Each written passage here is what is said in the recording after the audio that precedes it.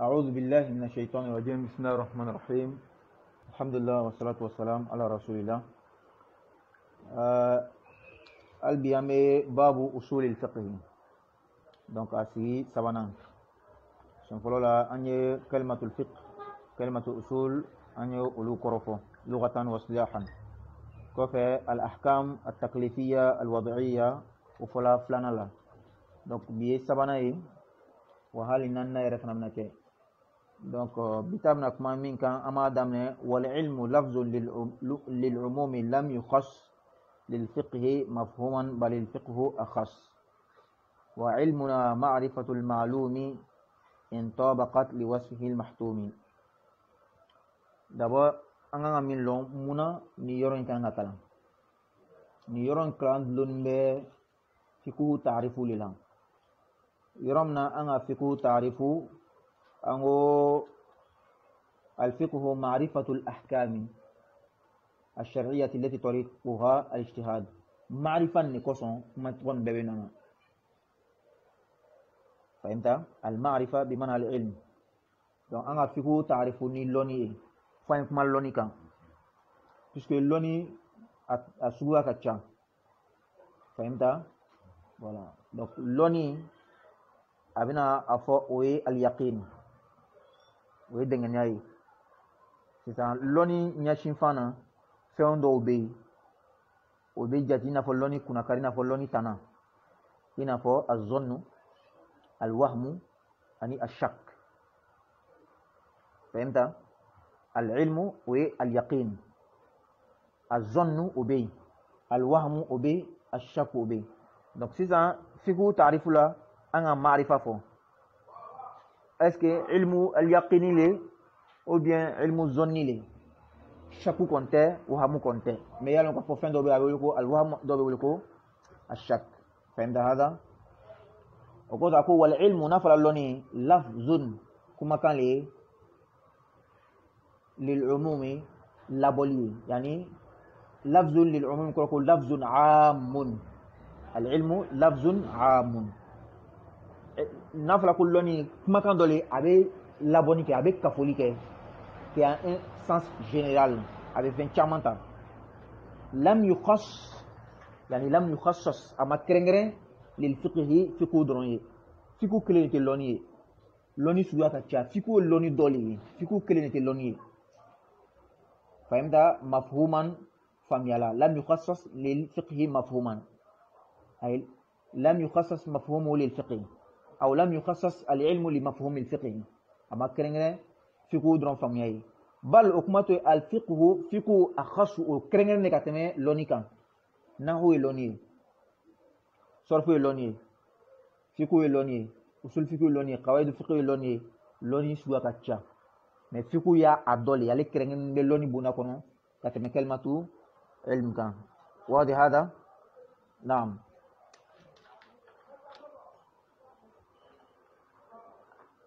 wa ni gafle hatta alwaraqat kono la yani laslu yere akmana ni yoro infana kan yoromna ako wal fiqh akhassu min al ilm fiqh kerengren ni kateme ilmu ka loni ka buni fikuye fiku ko allugatan famia mais ame fami wole ko al fiqh loni mi wole ko al fiqh o loni doli afda ilmu ya beta siza aku wal ilmu siza amna loni ta'rifu di ama nazmu al waraqat kono lil amriti aku wa ilmuna aw kalloni ma'rifatul ma'lumi oye ka fen loni lon in tabaqat tawtanis bi tabaqat la abe joni ma ma'rifatul ma'lumi in tabaqat abe mulima al ma'rifa al ma'ati ma'luma fahimta yani in tabaqat hadhihi al ma'rifa nini lonian bena li wasfihi hin mislu ka tajmal ma la ma'rifa muannas li al ma'lum فهمت إن طابقت نلون بنا لوصف المعلوم فلون وكما كتما المحتوم أي الثابت اللازم أما كتو سباتيننا ابن مالك أكا ألجاكنا كلامنا يعني الكلام عندنا. بيان علمنا ليس فقط للأصوليين ولا للفقهاء أبي فضلون العلم mais comme الناس مولي أي نافركان وقصوا ورقاتو يرفعنا لا نيجا بلاي أقول فو والعلم معرفة المعلوم et puis ba longa foko معرفة العلم وكاك كليني دوب نتا فو كلينته بيان كليني باي وقصوا أنغي مانغو يرمنا أنغا فيكو فو كفيكو تعرفو أنغو الفقه معرفة الأحكام معرفة من بفيكو تعرفة لأولبا أن سمانا كسي نيوريما et puis ala kajma le fiku ni loni reke ti fiku be loni tablo jumale afamna donc wa ilmuna yani wal ilmu simplement loni ma'rifatul ma'lumi al ma'lum ismu maf'ul li bay alif lam bala ma bela jen ma fune ismu maf'ul wasfu li ba ci ka ke filoué fahimta et puis wasfu be toujours sifatun li ismin jamidin mahzufin akala koma ko العلم لفظ للشيء المعلوم العلم معرفة عفوا العلم معرفة الشيء المعلوم وقصة ابن سميكو أن ما كان معلوم فرقان كان معلوم بولا كو أبيك دوار من نانيركا معرفة المعلوم علم المعلوم donc معلوم بولا فدون العلم معرفة الشيء كفين دولون إن طبقت لوصفه المحذوف إن طبقت معرفتنا لهذا الشيء لوصف هذا الشيء الوصف المحتوم أن يفعل لون أنو كاللونين ده أكتاك أكا بفهم منكتوما منكتو سباتينين وهذا هذا très bien وقصنا هو العلم معرفة المعلوم يعني الشيء المعلوم على ما هو به في الواقع على كفن دولون على ما فنكا هو به عليه سباتين فمنا في الواقع réalité la حقيقة la dans la réalité أفهمنا أي علم اللي تعرفوه عنه donc أنت بس كاتنين كاتنين فيه mais tout le monde ne va faire nos femmes il va signer fana femme kafrakan il ne va faire nos femmes il va contrer fana femme kafrakan nanga loni kuma fo fanye loni contrer kuma fo ni al jahlu lombaria tuma do la ma fo kumfiya mais ko lombalia ako wal jahlu nafla ko lombalia kul afo tasawwuru shay'i ka fendo sawrayata ka fendo miriasta ala khilafi wasfihi amma kututanakan alladhi mankutumin ala ale korotala bihi ni mankutumiye ala ale wolomana kabo tola bihi ni mankutumiye iga famu nakula ko ile loni barli fenna ite ni feni lon akoroko di fen ya sauraya tay kuna ini fen miri chuwa kaminte chanye fen wulenni ile ka miri fima femda ta so wuru shei ka fendo sauraya ta ka fendo soro kuna ka miri fendo la ka fendo miri ala khilafi wasfihi amman kutu tanakan ima ka amman kutu yere ka yeka amman kutu tanalikan ale man kutu wulema ile ka amiri fima donc amman kutu tanale oye abuda amman kutu mi wulema ne le huwa alwasfu allazi bihi ala ale wulema ka bo tola ni o man kutu to ne afamna très bien ni do ka tarifu lil jahl mais tarifu warabe parce que niko ka fendo miri amman kutu tanaka c'est à dire fen me churam il est ma fen sorote ika soroto wa wala ale ni mo ma fen yere sorot fiedo est-ce qu'il y a tarifu moti la mota tawa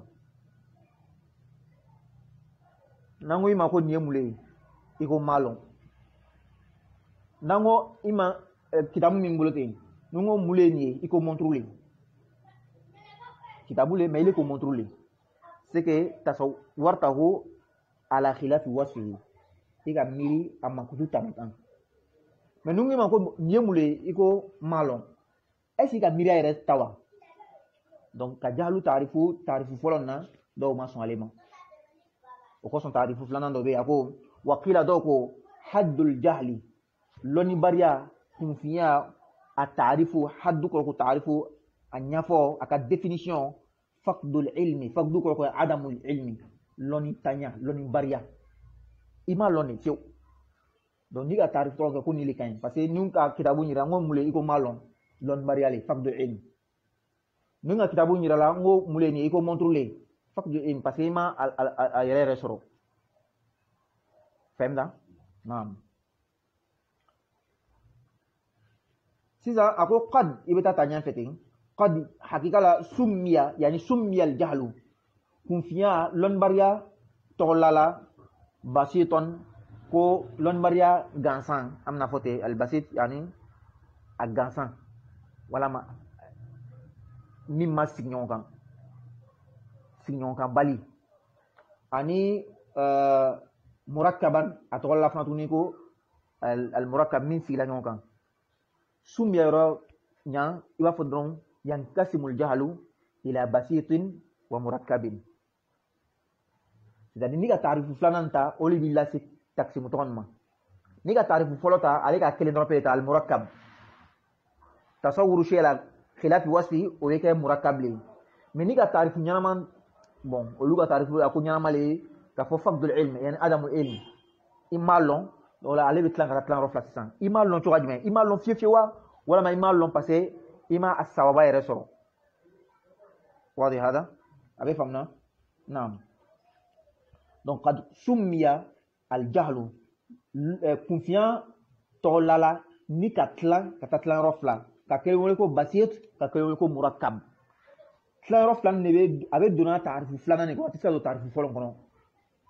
wadi hada طيب ani sirko warakat la doni kalifle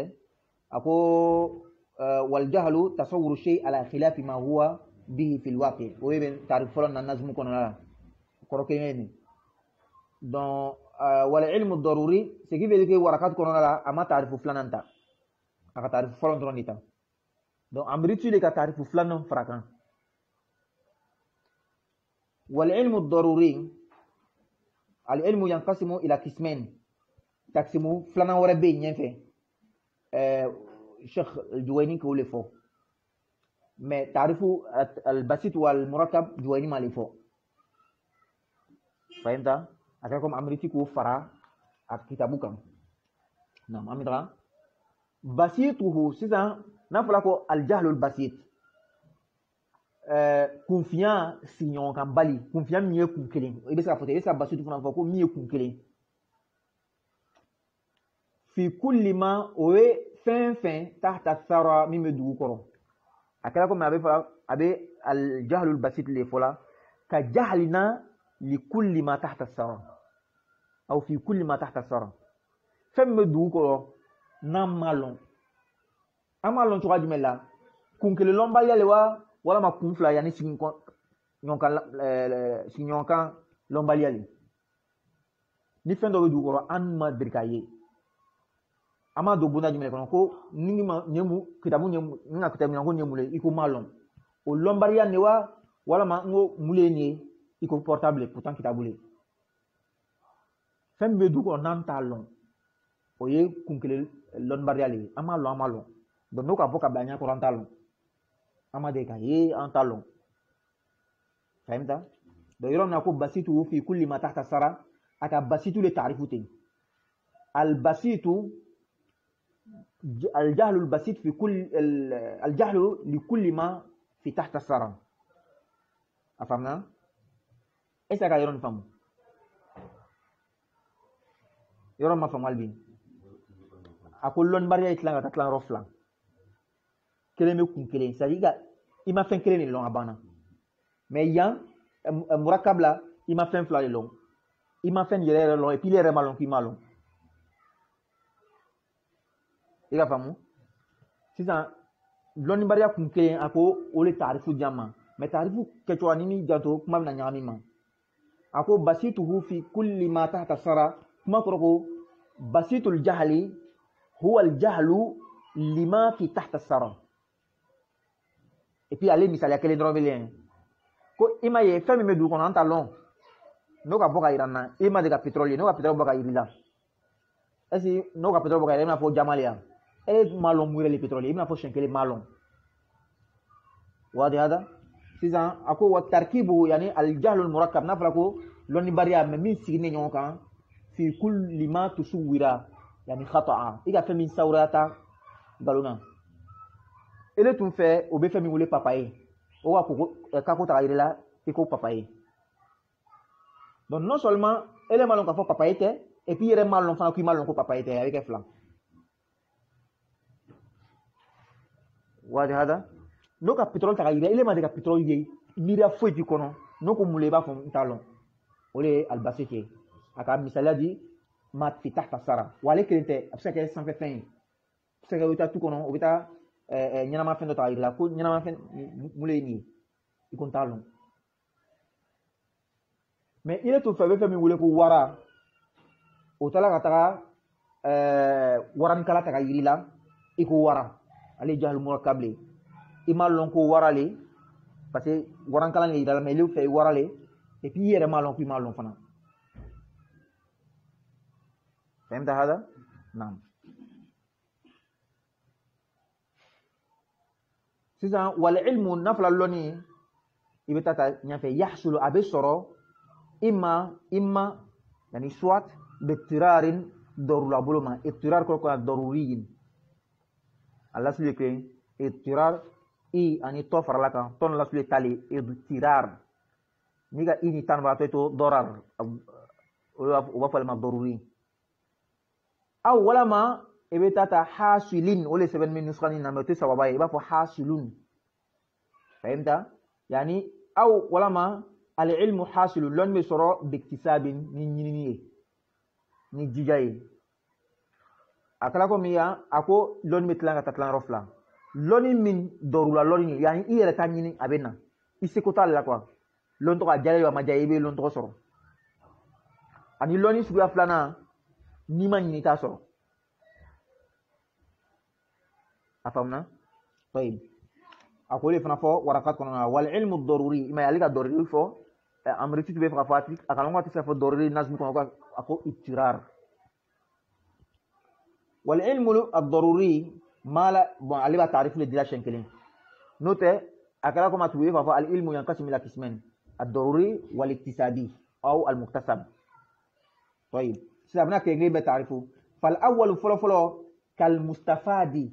لونيم إنا فلون مسرو بالحواس الخمس نسمنا سرا لوروني سمنا سرا لورو les 5 sens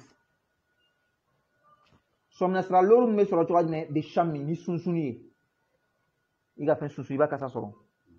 والذوق أن الننلي إيجا فين نني إبا أديا سرو أو باللمس ولا ما مغنواني مغلالا إبي سمناي والسمع أن المني نيجي ترومادا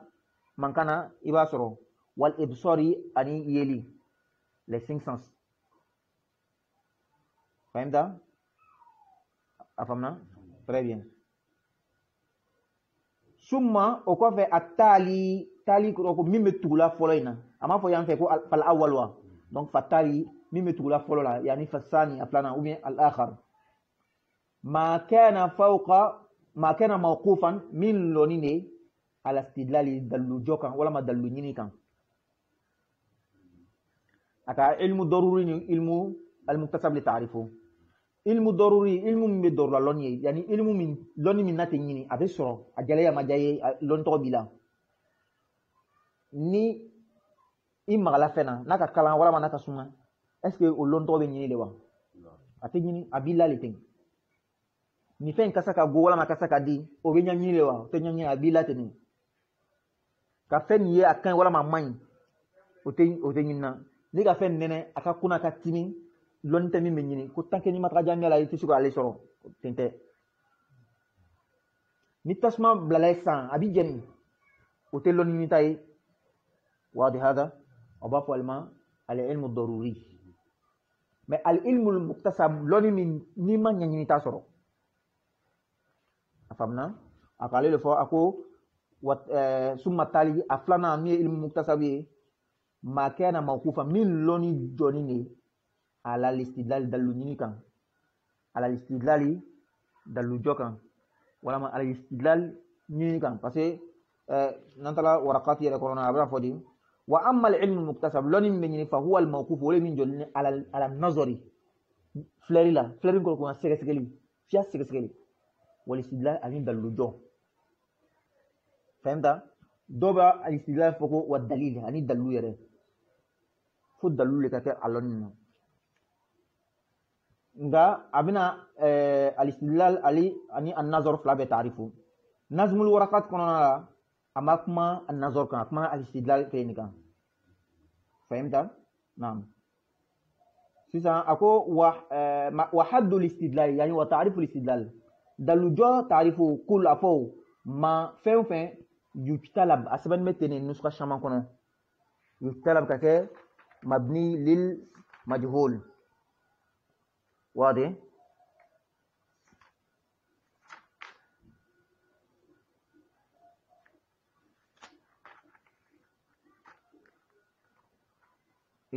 سبن متشما كنا ما يجتلب مبني للمجهول يجتلب ولا مبني للمعلوم أبي النسخة دو فنا كنا يجتلب نالي النسخة دو كنا يجتلب نيجا كي يجتلب يه أيضا وحد الاستدلال تعرفه جراكنا لغة استدلال أبولا استدل لله استدل أبولا دل لله دل استدل دل على شيء الدال على شيء كفنو يرى استدل إنسان يدل على طلب بقول استدل طلب الدليل donc si ça n'a qu'à faire كل استدلال تعريف فو ما هو فين يجتلب نيجا كما مبني مجهول يبقى فو يجتلب فين بسما لنا أو دليلا كدلوية حالة كونه دليلا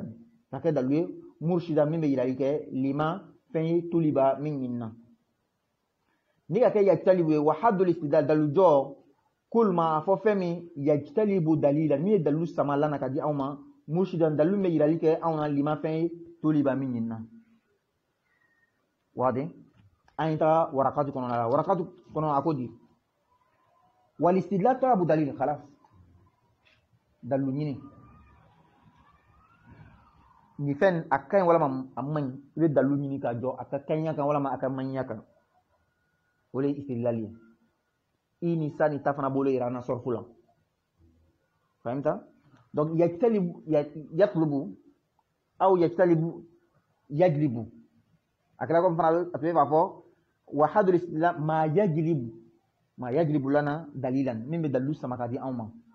akala ko mi ka dalu ñini fahimta naam donc imma yajtalib imma yujtalab mais yajtalib li kan ake sahih anta famala wallahu alam parce que yajtalib ni yajlib be ke mais al biya makma an nazar kan pourtant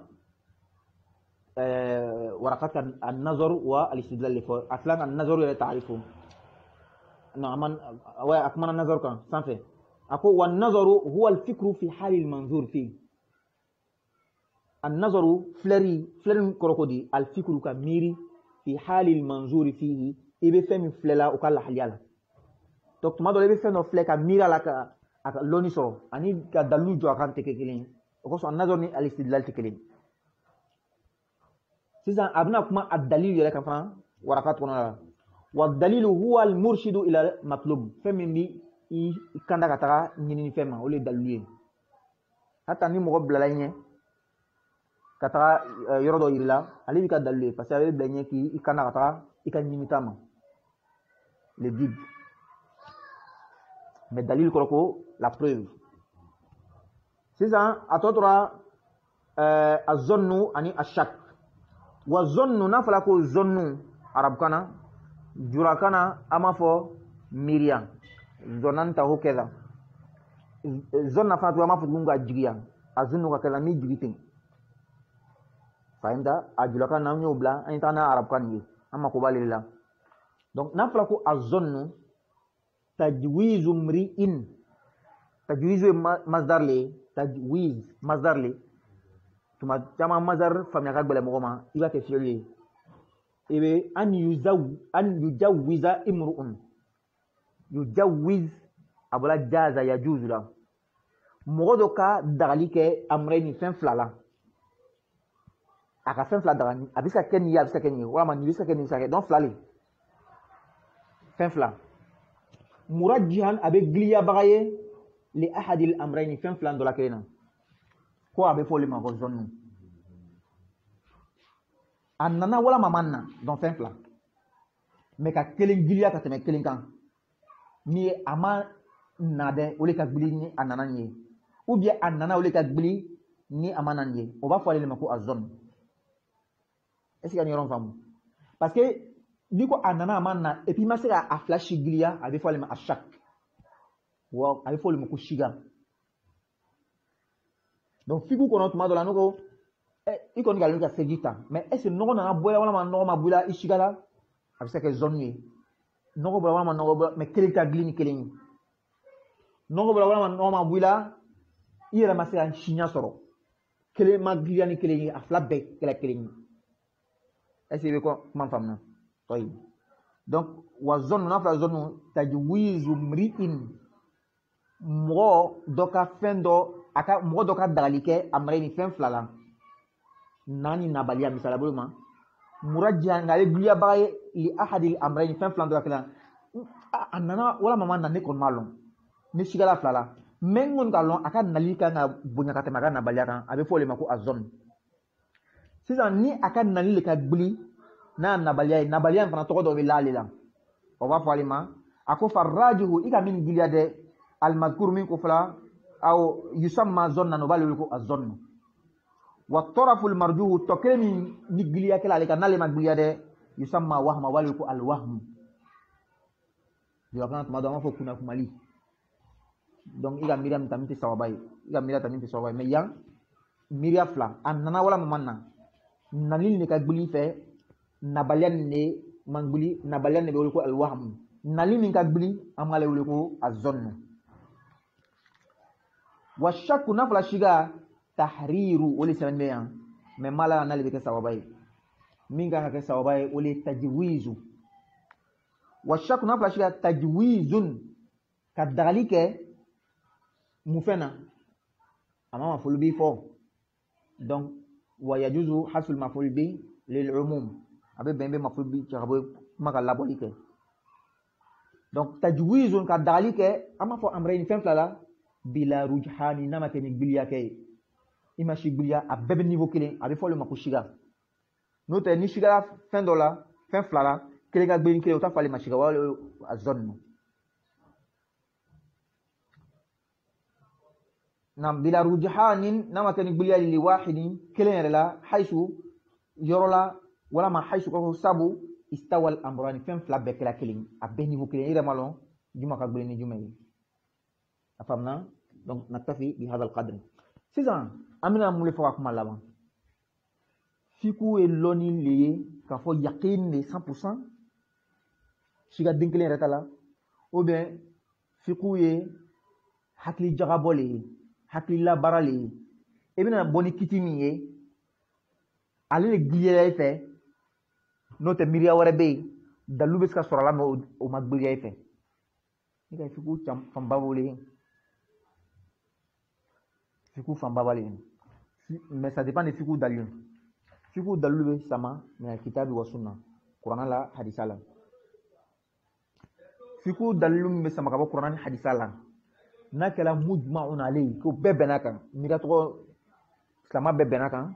o tacogoya bɛ yen silama bɛɛ ma bɛn min kan o tacogoya bɛ yen